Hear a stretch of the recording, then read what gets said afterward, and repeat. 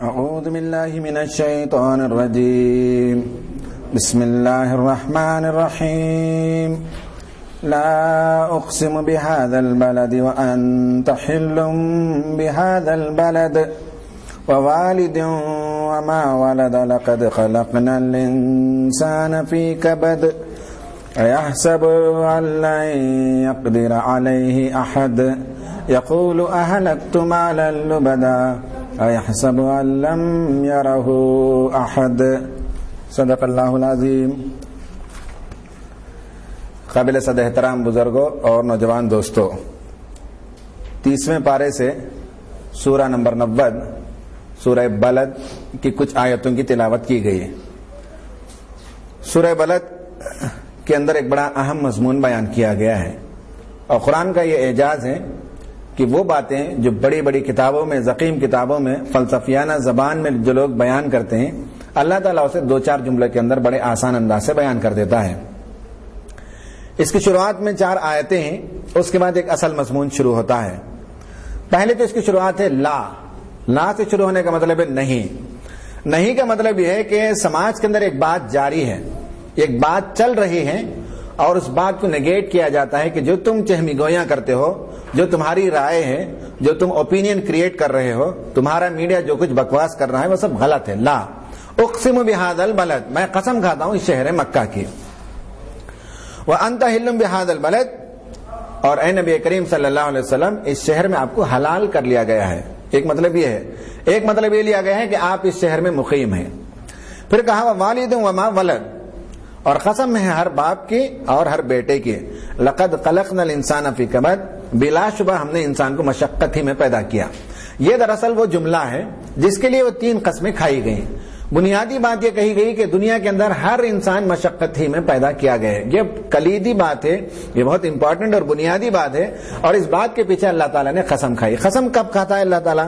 قسم کسی چیز کی کھاتا ہے، یا ہم جو کھاتے ہیں تو کسی چیز کے تقدس کے لیے کھاتے ہیں۔ قرآن کی قسم کھاتے ہیں، اللہ کی قسم کھاتے ہیں۔ قسم اس لیے کھاتے ہیں کہ اپنے بات کو تاکید کرنے کے لیے، مؤکد کرنے کے لیے ہم قسم کھاتے ہیں کسی معزز چیز کی، کسی مقدس چیز کی۔ لیکن اللہ تعالیٰ جب قسم کھاتا ہے تو اسے کیا ضرورت پڑی ہے؟ کس کے تقدس کی وہ قسم کھائے گا؟ اللہ تعالیٰ جو قسم کھاتا ہے وہ کسی چیز کی، کسی شے کی تقدس میں قسم نہیں کھاتا، بلکہ اپنی ایک بات ہوتی ہے، اس بات کے لیے بطور شہادت وہ قسم کھاتا ہے۔ ایک جملہ، ایک بات آتی ہے، اس بات کو اگر سمجھ میں نہیں آتی وہ بات تو سمجھنے کے لیے یہ دیکھو یہ دیکھو یہ دیکھو، وہ قسم کھاتا ہے اللہ تعالیٰ۔ تو اللہ تعالیٰ جو قسم کھاتا ہے وہ بطور شہادت ہے۔ اب یہ بات کہ ہم نے ہر انسان کو مشقت ہی کے اندر پیدا کیا، ہر انسان کو ہم نے مشقت کے اندر پیدا کیا، اس کو سمجھنا ہو تو آپ اس شہر مکہ کو دیکھیے۔ یہ شہر مکہ یوں ہی آباد نہیں ہوا، جس شہر مکہ کے اندر آپ رہتے بستے ہیں، یہ شہر ایسے ہی آباد نہیں ہو گیا۔ بستی بسانا کھیل نہیں، بستے بستے بستی ہے کہا جاتا ہے۔ اس طرح سے شہر مکہ کو بسانے میں حضرت ابراہیم علیہ السلام، حضرت اسماعیل علیہ السلام اور بی بی ہاجرہ نے جو محنتیں کی، جو مشقتیں کی، بے آب و گیا وادی کے اندر، ایک سنسان ریگستان کے اندر لا کر حضرت ابراہیم نے اپنے بیوی اور بچوں کو بسایا، اور انہوں نے جس مشقت کے ساتھ، جس محنت کے ساتھ، جن تکالیف کے ساتھ اس بستی کو بسایا، یہ بستی اس بات پر شاہد ہے کہ محنت و مشقت کے بغیر انسانی سماج کا وجود ہی ممکن نہیں ہے۔ دوسری بات یہ کہی گئی کہ آپ بھی جس طرح سے محنت کرتے ہیں، یہ اصل موضوع تھا۔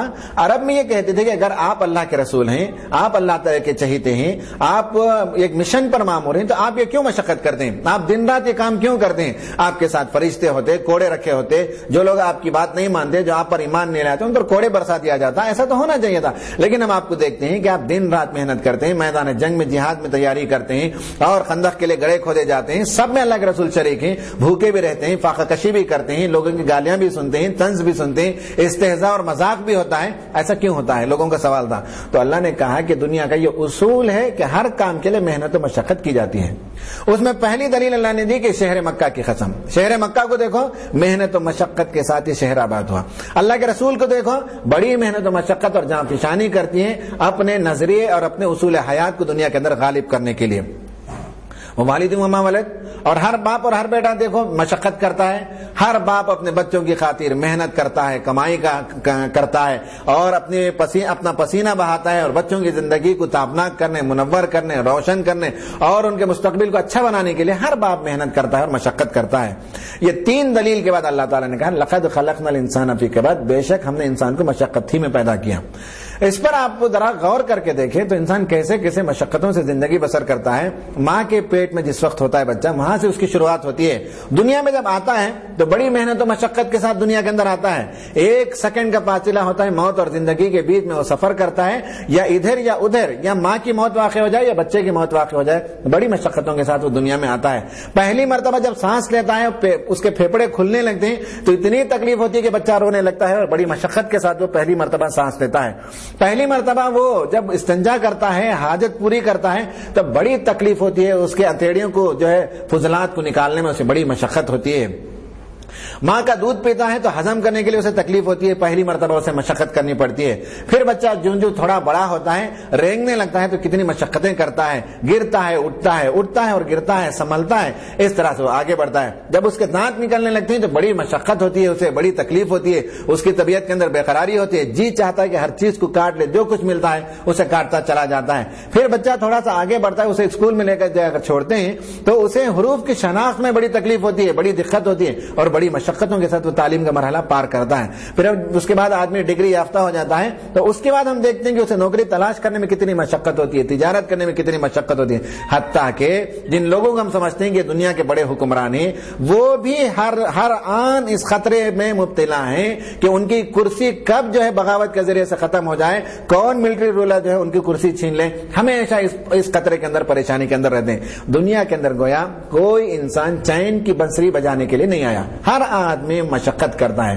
اس آیت کے اندر, اس سورت کے اندر یہ کہا گیا کہ مبارک ہیں وہ لوگ جو حق کی خاطر مشقت کرے. ویسے تو انسان مشقت کرتا ہی ہے, ہر انسان کو اللہ تعالیٰ نے اسی کام پہ پیدا کیا, اور کوئی آدمی سکون و اطمینان کی سانس لے کر زندگی بسر کرتا ایسا ہے ہی نہیں. تو اس میں مبارک وہ لوگ ہیں جو حق کی خاطر, انسانوں کی خاطر, ہیومینیٹیرین کاز کی خاطر, اچھائی کی خاطر اگر محنت و مشقت کرتے ہیں تو وہ لوگ جو مبارکبادی کے قابل لوگ ہیں.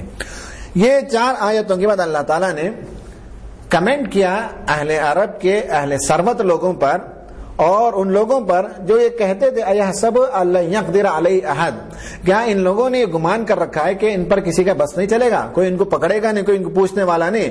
یہ ڈینگے مارتے ہیں. یقول اہلکت مالا لبدا, کہتے ہیں کہ میں نے ڈھیروں مال اڑا دیا. ہر زمانے میں لوگ جو ہے اس طرح کے گویا کے نعرے لگاتے ہیں, اس طرح شان اور افتخار کرنے لگتے ہیں کہ صاحب ہم تو بہت خرچ کرنے والے ہیں. اور عموماً اس وقت کرتے ہیں جب کوئی چندہ مانگنے کے لیے آتا ہے تب تو اپنے گویا کے بڑے سخی ہونے کا, حاتم تائی ہونے کا پورا ذکر کرتے ہیں. ابھی فلاں مسجد کے لیے میں نے چندہ دیا, ابھی فلاں طلبہ تنظیم کے لیے میں نے دیا, ابھی فلاں کے لیے میں نے دیا, اور کتنا کرتا رہوں, سارا جو کچھ کماتا ہوں اس کا ایک بڑا حصہ ملت کے لیے لگا دیتا ہوں. حالانکہ دیتے 100 روپے 50 روپے سے زیادہ نہیں, لیکن دعوے بہت بلند ہوتے ہیں. کہ ایسے بہت سے لوگ پائے جاتے ہیں دنیا میں جو کہتے ہیں کہ میں نے ڈھیروں مال اڑا دیا. عرب میں تو بالخصوص ایسے لوگ پائے جاتے تھے جو واقعتاً شراب پیتے, کباب بناتے اور جوا کھیلتے, جانوروں کو جوے میں جو ہے ہارتے اور جیتتے اور جانوروں کو کاٹ کر ذبح کر کے لوگوں کو کھلاتے تھے. کہا کہ یہ جو فضول خرچیاں اور یہ شان, یہ افتخار, یہ زعم کہ میں نے ڈھیروں مال اڑا دیا, لٹا دیا, کس کے لیے لٹا دیا؟ اگر وہی مال انسانوں پر خرچ کیا جاتا, سوسائٹی کی بہبودی کے لیے, سوسائٹی کے اپلفٹمنٹ کے لیے خرچ کیا جاتا تو مناسب کام تھا. لیکن یہ تو لوگ خرچ کرتے ہیں. اور آج واقعتاً دیکھتے ہیں کہ اتنا فرق ہے دنیا کے اندر, اتنا فرق ہے کہ بعض لوگ ہیں جن کے پورے مہینے کا خرچہ 1,500-2,000 ہزار روپے میں ہوتا ہے, اور بعض ہوٹل, خود بنگلور میں ایسے ہوٹلز پائے جاتے ہیں جس میں ایک دن کے رہنے کھانے پینے کے لیے 1 لاکھ روپے بل نکلتا ہے.